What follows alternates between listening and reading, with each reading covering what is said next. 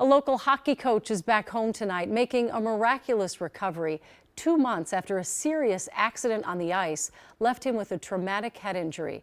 Raya Katene caught up with him as he returned to his team. On the ice, it's kind of like a home away from home. Is where Jason Jensen has spent roughly 15 years of his life. Longer than I'd care to tell. Coaching youth and high school hockey. I still love the game. I can't wait to get back out on the ice. But parts of the last 2 months are a blur.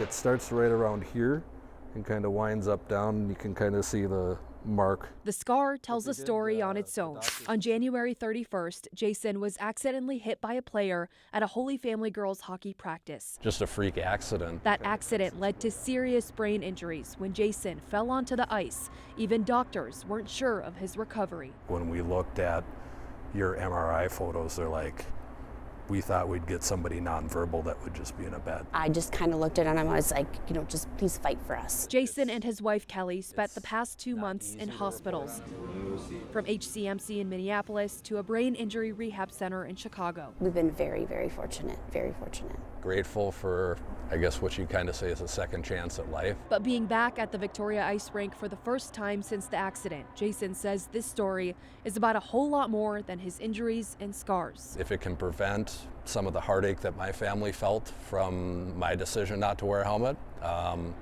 I'd be all for it. It could happen to you, and we don't want it to happen to you. Jason and Kelly hope their story inspires a change in high school hockey to require coaches and staff to wear helmets on the ice. I feel the need to just let my story be known.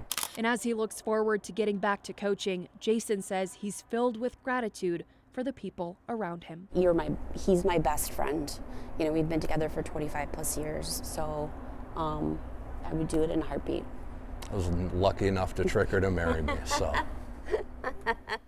So clearly doing pretty well right now, but still has a long ways to go in terms of recovery. And almost immediately after Jason's accident, the programs that he coaches, so that includes the Chanhassen boys program, as well as the Holy Family boys and girls hockey teams, they actually implemented policies requiring coaches to wear helmets on the ice right away after this happened. Oh, wow. I wonder if that will catch on. Do you see any push outside of those organizations for this? Well, that's definitely what they're hoping for. The Minnesota State High School League says it highly recommends that coaches wear helmets on the ice, but they don't require it at the moment. And leaders say that it's something they've discussed over the years. Kelly and Jason, of course, they're hoping that it will become mandatory. Oh, we're glad he's doing so much better. Thank you, Raya.